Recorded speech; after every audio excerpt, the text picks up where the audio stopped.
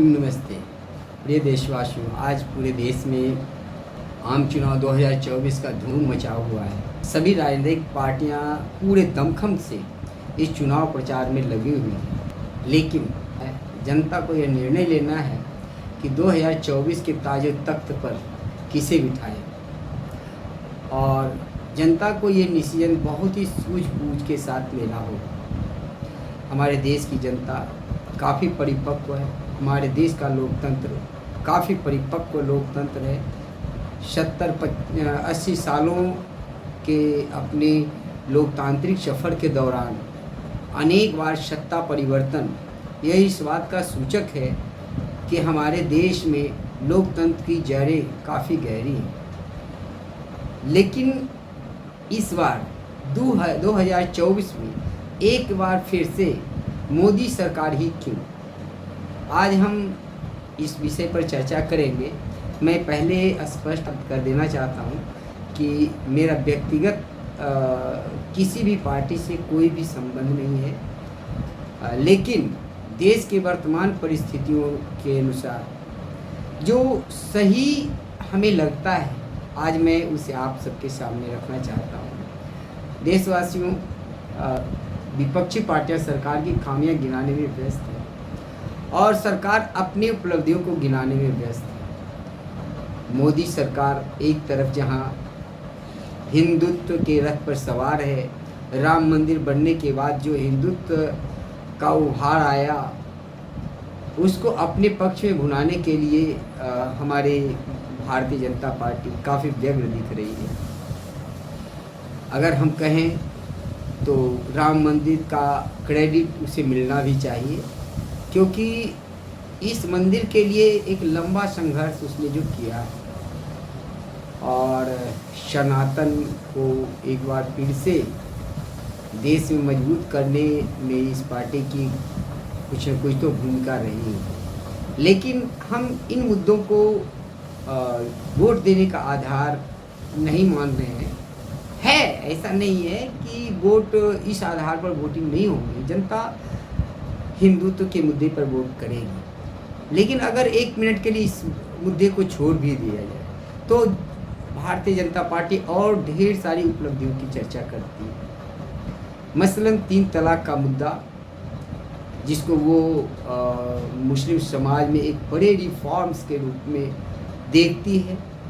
इसके अलावे अनेक तरह की सरकारी योजनाएं जैसे आयुष्मान योजना, 5 साल के लिए एक्सटेंशन, जो 5 किलो अनाज देने की योजना, उज्ज्वला योजना, सैकड़ों तरह की योजनाएं सरकार जो चला रही है उसको वो अपनी उपलब्धि के रूप में दिखा रही है। लेकिन अगर इन सब मुद्दों को छोड़ भी दिया जाए तो भी वो कौन सा मुद्दा है जो बीजेपी के फेवर में जाता है, जिसके बारे में विपक्ष बिल्कुल चर्चा नहीं करती और जो बीजेपी के लिए काफ़ी महत्वपूर्ण मुद्दा है। और मैं समझता हूँ देशवासियों को उसी मुद्दे पर सबसे ज़्यादा ध्यान देने की ज़रूरत है और ऐसा होगा भी, ऐसा हमें विश्वास है।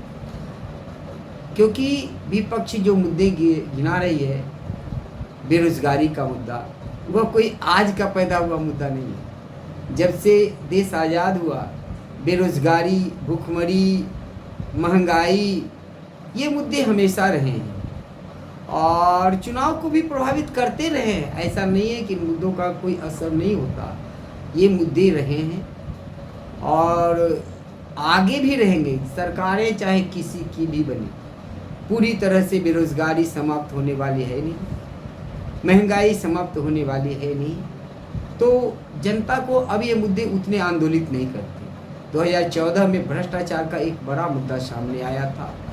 अन्ना आंदोलन के बाद यह मुद्दा देश के लिए एक सबसे प्रमुख मुद्दा बन गया था और उसी मुद्दे पर कांग्रेस सरकार की विदाई हुई थी, मनमोहन सरकार की विदाई हुई थी। लेकिन जिस तरह से उसका क्रेडिट लेकर के केजरीवाल सत्ता में आया और भ्रष्टाचार के मुद्दे पर ही जेल गया, उससे ये मुद्दा भी अपनी धार खो चुकी है।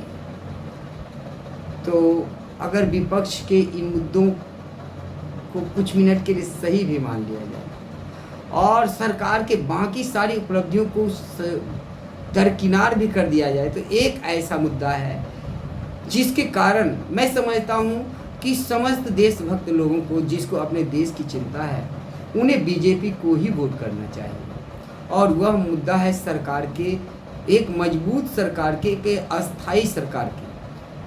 क्योंकि इतिहास गवाह है कि जो गठबंधन वाली सरकारें होती हैं वह काफ़ी कमज़ोर होती है और वह कोई भी डिसीजन लेने में सक्षम नहीं हो पाती, और डिसीजन में देर होने का खामियाजा देश को भुगतना पड़ता है, और सरकारें अल्पकालिक होती हैं। आज की परिस्थिति में कांग्रेस पार्टी वो कांग्रेस पार्टी नहीं रही जो 1990 से पहले वाली पार्टी थी, जिसकी अपने बहुमत की सरकार थी।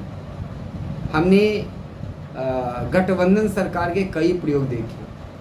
हमने 1977 में गठबंधन सरकार देखी, जो पूर्ण बहुमत होने के बावजूद अपना कार्यकाल पूरा नहीं कर पाई।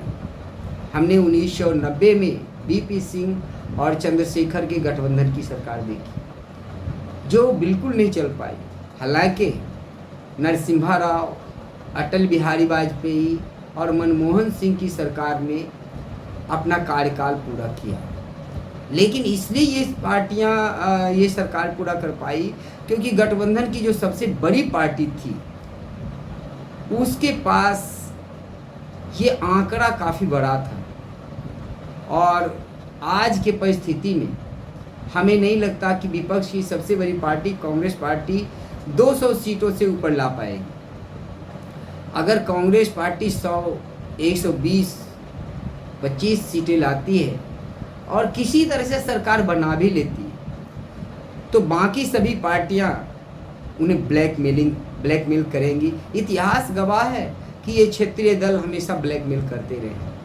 आप कल्पना करके देखिए कि जो राजनीतिक पार्टियां, जो गठबंधन की पार्टियां चुनाव के समय गठबंधन धर्म को नहीं निभा रही है, तो जब सत्ता की छीना झपटी होगी, सत्ता के रोटियों की छीना झपटी होगी, तब क्या होगा। चुनाव के समय ममता ने कांग्रेस को उसकी औकात बता दी। लालू प्रसाद यादव ने कांग्रेस पार्टी को घुटनों के बल ला दिया, बता दिया कि तुम्हारा बिहार में एक भी सीट पर चुनाव लड़ने की औकात नहीं है, 9 सीटें हम तुम्हें दे रहे हैं, हारने वाली सीटें। एक सीट भी उसके जो सबसे बड़े तथाकथित नेता कन्हैया लाल थे, उनके बेगूसराय की सीट उन्हें नहीं मिली। पप्पू यादव, जिन्होंने अपनी पार्टी का विलय ही पूर्णिया के सीट के लिए किया था, उन्हें वो सीट नहीं मिली। और कांग्रेस बार्गेन करने में बिल्कुल विफल रही। यूपी में अखिलेश सिंह कहते हैं कि मैं बहुत ज़्यादा सेक्रीफाई कर दिया 17 सीटें लेकर, और ये 17 सीटें या जो भी सीटें हैं वह वही सीटें हैं जहां समाजवादी पार्टी बहुत कमजोर है। तो कुल मिलाकर के देखें तो जो चुनाव जीतने से पहले ये पार्टी कांग्रेस को कोई इज्जत नहीं दे रही है, कोई भाव नहीं दे रही है, और जब इन्हीं पार्टियों के सहारे कांग्रेस पार्टी केंद्र में सत्ता चलाएगी तो वह कैसी सरकार होगी। क्या कोई भी निर्णय पर सभी पार्टियां सहमत हो पाएंगी। कॉमन न्यूनतम प्रोग्राम के तहत जो सरकारें चलती है वह कोई बड़ा डिसीजन नहीं ले पाती, क्योंकि वो तो न्यूनतम कार्यक्रम पर ही चलना होता है। तो देश को ऐसे न्यूनतम कार्यक्रम पर चलाने वाले सरकार की बिल्कुल आवश्यकता नहीं है। हमारे देश में एक ऐसे सरकार की आवश्यकता है जो दृढ़तापूर्वक एक मजबूत डिसीजन ले सके। आज विश्व में भारत कहीं न कहीं काफ़ी मजबूत स्थिति में पहुंच गया। हालांकि विपक्ष इस बात को मानता नहीं है, लेकिन फिर भी हमें अगर आगे भी अपने देश को विश्व में एक मजबूत अर्थव्यवस्था के तौर पर, एक मजबूत शक्ति के ऊपर के रूप में अगर देखना है, तो हमें इस बात से बिल्कुल इनकार नहीं करना चाहिए कि देश में एक अस्थाई सरकार ही भारत का नाम विश्व में आगे बढ़ा सकता है, भारत को आर्थिक महाशक्ति बना सकती है। क्योंकि स्ट्रॉन्ग डिसीजन लेने की क्षमता सिर्फ पूर्ण बहुमत की सरकारों में ही होती है। तो स्थायित्व का मुद्दा और एक ऐसी सरकार जिसे कोई ब्लैकमेल नहीं कर पाए, वह अगर आज कोई भी पार्टी दे सकती है तो सिर्फ भारतीय जनता पार्टी ही इस तरह सक्षम है। मैं नहीं कहना चाहता कि हमेशा भारतीय जनता पार्टी ही सत्ता में रहे। जिस दिन भारतीय जनता पार्टी अपने विश्वास को खोएगी और जिस दिन कांग्रेस पार्टी इस स्थिति में होगी कि वह अकेला पूरे देश में भारतीय जनता पार्टी को हरा सकती हो, तो उस दिन सत्ता परिवर्तन होना भी जरूरी होगा। लेकिन कांग्रेस को सोचना होगा कि उन्हें इन पिछलग्गू पार्टी, ब्लैकमेल करने वाले पार्टियों के अलावा के बजाय अपना आधार मजबूत करना चाहिए, अपने पैर पर खड़े होना चाहिए, तभी जनता का विश्वास जीत पाएगी। अगर जनता को ये लगेगा कि ये एक ब्लैकमेलिंग वाली सरकार का अगुवा बनेंगे, तो निश्चित रूप से जनता ऐसे सरकार को नहीं चुनेगी। तो मेरा जहाँ तक मानना है कि अगर सरकार को, मोदी सरकार को वोट देने का सबसे बड़ा मुद्दा है तो वह है कि देश को एक ऐसी मजबूत, सक्षम और अस्थायी सरकार चाहिए जो कि स्ट्रॉन्ग डिसीजन ले सके और जिसको कोई भी क्षेत्रीय पार्टियां ब्लैकमेल न कर सके। तो ऐसे पार्टी को जिताना जनता की जिम्मेवारी है, देश के हित में है।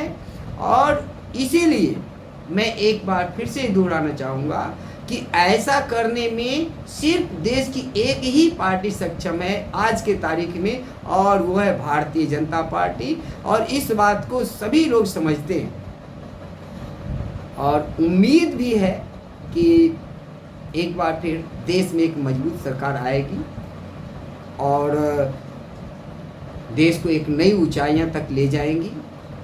लेकिन कांग्रेस के लिए भी मेरा एक बड़ा संदेश है। कांग्रेस इन क्षेत्रीय पार्टियों के सामने घुटने टेकने के बजाय खुद जमीन पर उतर कर के मेहनत करे। राहुल गांधी ने एक बहुत अच्छा प्रयास किया भारत जोड़ो यात्रा के नाम से, लेकिन ऐसा लगता है कि कांग्रेस में राहुल के सिवा और कोई है ही नहीं। इसलिए ज़रूरत ये है कि पार्टी जिस तरह से एक आंदोलन बन कर के काम करती थी, उस तरह से वो काम करे, जनता के मुद्दे को उठाए, सत्ता पक्ष के कमियों को सामने लाए और अपना आधार वोट बैंक बूथ लेवल पर मजबूत करे, ताकि आने वाले समय में किसी भी पार्टी को चुनौती देने में सक्षम हो सके। ये ब्लैकमेल करने वाली क्षेत्रीय पार्टियां कभी भी केंद्र में मजबूत सरकार बनने नहीं देगी। क्षेत्रीय पार्टियां अपने अपने राज्यों तक तो सही हैं, लेकिन केंद्र में सरकार बनाने के लिए इन क्षेत्रीय पार्टियों को वोट देना मेरे ख्याल से देश हित में नहीं है। तो एक बार फिर मैं देश से अपील करना चाहूँगा कि एक बार फिर मोदी सरकार को वोट दें, ताकि हमारे देश को चलाने के लिए एक अस्थाई और मजबूत सरकार रहे जो स्ट्रॉन्ग डिसीजन ले सके। बाकी बीजेपी मुझे तो ऐसा साफ साफ दिख रहा है कि बीजेपी सत्ता में आ रही है, क्योंकि जिस मुद्दे पर आज हमने चर्चा की, ये मुद्दे तो सबसे महत्वपूर्ण हैं ही, लेकिन इनके अलावे और भी मुद्दे जो है वो बीजेपी के पक्ष में जाती हैं। जैसे हिंदुत्व का मुद्दा, जैसे NRC का CAA का मुद्दा, जैसे सरकार द्वारा चलाई गई ढेर सारी योजनाएं, आयुष्मान योजना या फिर राशन वाली योजना, या किसानों को 6,000 हर साल पेंशन वाली योजना। तो ये सारी योजनाएं बीजेपी के पक्ष में जाएंगी। जहाँ तक विपक्ष के मुद्दे हैं, विपक्ष को मुद्दा उठाना चाहिए, लेकिन ये बेरोज़गारी, ये महंगाई और भूखमरी, ये सब घिसे पीटे मुद्दे हो गए हैं। हर चुनाव में ये उठाए जाते हैं, थोड़ा बहुत असर होता है, लेकिन क्योंकि इसका कोई समाधान, पूर्णकालिक समाधान नहीं है। ये विपक्ष की पार्टियां भी जानती हैं। तो इस मुद्दे पर जनता का ध्यान आकृष्ट करने के बजाय कुछ ऐसे मुद्दे को सामने लाए जिससे कि जनता उसके पक्ष में हो। तो आज का मेरा विषय यहीं समाप्त होता है। आप सब अपने कमेंट बॉक्स में अपने विचार इस मुद्दे पर अवश्य रखें। बाकी किसी भी तरह के पक्षपात से जुड़ कर के पक्षपात होकर के मैं ये बात नहीं रख रहा हूँ। मेरे दिल में जो बातें थी मोदी सरकार के लिए, और मोदी सरकार का कोई विकल्प नहीं है। तो जय भारत, जय हिंद। आप अपना कमेंट बॉक्स में अपनी राय अवश्य लिखें ताकि हम और भी वीडियो आपके लिए लाते रहें। धन्यवाद।